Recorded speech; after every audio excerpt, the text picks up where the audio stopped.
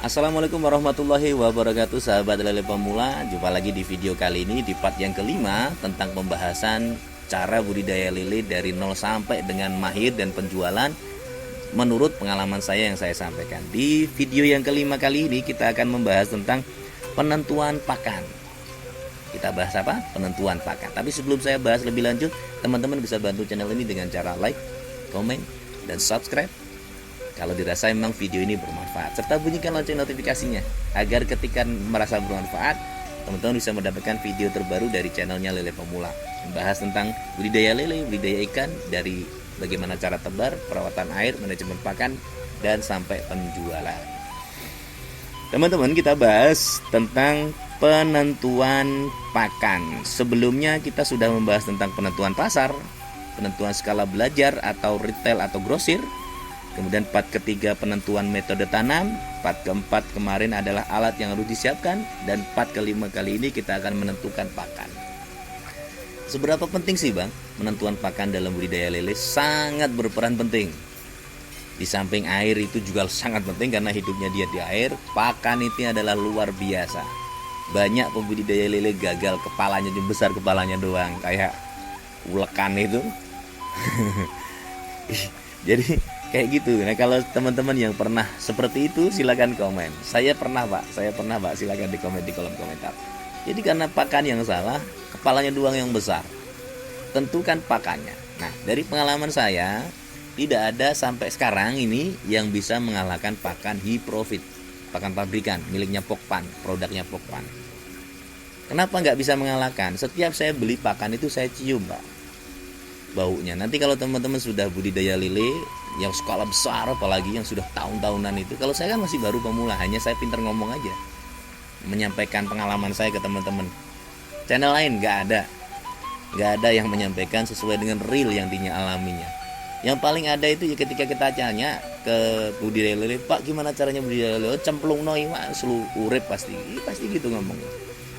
Karena nggak mungkin memberikan. Nah, prinsip saya, metode cara itu bisa ditiru, tapi kalau rezeki tidak bisa ditiru. Itu metode saya. Kembali lagi ke penentuan pakan, bahwa pakan harus ditentukan dari awal. Saya mau budidaya lele, pakannya apa ini? Karena banyak yang gagal itu gara-gara pakan. Contoh begini, teman-teman menentukan pakannya menggunakan pelet. Oke, yang pertama kita tentukan pakai pelet. Oke, sudah, kita tanam 1000. Padahal dalam kita memelihara 1000 lele itu memerlukan 1 kintal pakan. FCR 1:1.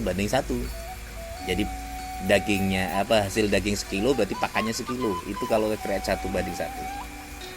Berarti banyak dong pakannya. Nah, itu makanya kita tentukan pakan dulu. Mau pakan apa ini? Kalau kita menentukan sesuai dengan kondisi lingkungan kita masing-masing. Contoh, di teman-teman punya tambak atau di dekatnya teman-teman banyak ikan rucah, ikan tawar, ikan bader yang banyak yang tidak diambil orang, itu bisa jadi pakan lele. Tapi itu pun di umur 1 bulan lebih, tidak langsung di umur kecil dikasih itu, enggak, tetap pakai for lele. Tapi tentukan dulu mau kemana ini pakannya, mau pakan alternatif atau pakan yang pabrikan. Kalau saya saran untuk pemula, tentukan pakannya adalah pabrikan. Pakai apa Bang? Pakai Hiprofit. Bisa min 1, min 2, dan min 3. Hiprofit 781 min 1. Pakai 782 gimana Bang? Sudah saya coba, tapi saya tidak secara maksimal. Hanya 1 kali saya beli, saya cium baunya, dan saya sendiri nyium baunya kurang seneng. Kalau saya ngomong sama Lele, gimana, seneng gak ini? Katanya kurang enak Pak, enak yang kemarin gitu. Jadi tentukan pakannya. Kalau pabrikan pakai 781 min 1. Saya bukan endorse ya, bukan endorse di Hiprofit, karena Hiprofit sudah pabrik besar, dan semoga nanti saya bisa kolaborasi kerjasama dengan Hiprofit. Karena kalau saya beli di toko harganya lebih tinggi, kalau langsung ke manajemen pemasaran pabrik harganya pun lebih rendah, walaupun kita harus beli kuantiti yang banyak ya. Tentukan pakannya dulu. Kalau pakan sudah ditentukan, teman-teman jangan pindah ke yang lain. Maksudnya gimana? Pakai alternatif lah, pakai makanan apa boleh, tetapi eksperimen dulu. Jangan di belajar awal kita pakai pakannya eksperimen, nanti kita gagal bingung. Karena berbudidaya lele itu harus butuh waktu yang lumayan panjang agar kita memahami apa yang dimau sama lele. Dan dengan budidaya apapun itu yang bentuknya ternak, yang bentuknya nyawa itu, seolah-olah kita bisa komunikasi dengan si yang kita ternak. Contoh kita pecinta burung, teman-teman mungkin yang punya burung di rumah, pasti bisa diajak ngobrol burungnya. Kamu tak gini ya, tak gitu ya gitu. Mau budidaya apa? Kambing ya diajak ngobrol. Sapi banyak sekarang itu, Kak Yun itu juga sapi di TikTok yang lagi rame ya. Jadi itu tentukan pakannya dulu. Kembali lagi saya ngelantur kemana-mana, tentukan pakannya dulu, mau pakan apa. Tapi yang saya sarankan adalah pakan pabrikan 781 main 2 dari awal sampai akhir, dengan syarat tebaran diukur 34 itu sudah mau dimakan ukuran pelet 781 main 2 ya. Jadi teman-teman tentukan pakannya. Mulai dari sini sudah paham di part yang kelima, menentukan pakan. Jangan menggunakan pakan alternatif. Kenapa saya larang menggunakan pakan alternatif? Karena itu tidak ada risetnya dan rata-rata tidak maksimal. Kecuali yang saya bilang tadi, di tempatnya teman-teman banyak stoknya. Contoh di sini di Bojonegoro itu yang di samping Bengawan, di dekatnya Bendungan Gerak. Kalau teman-teman pernah lihat di YouTube itu ada Bendungan Gerak Bojonegoro. Itu banyak sekali wader, makanan rucah itu yang bisa didapat oleh petani.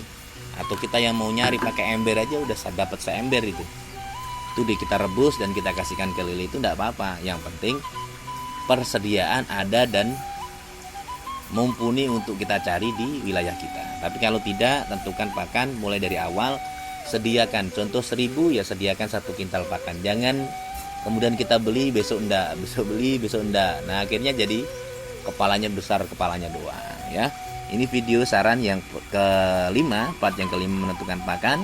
Teman-teman bisa like, subscribe dan share video ini serta bunyikan lonceng notifikasinya agar nanti teman-teman selalu dapat video terbaru dari Lele Pemula, budidaya lele pemula. Terima kasih, salam sukses channelnya Lele Pemula. Yuk, Lele Pemula.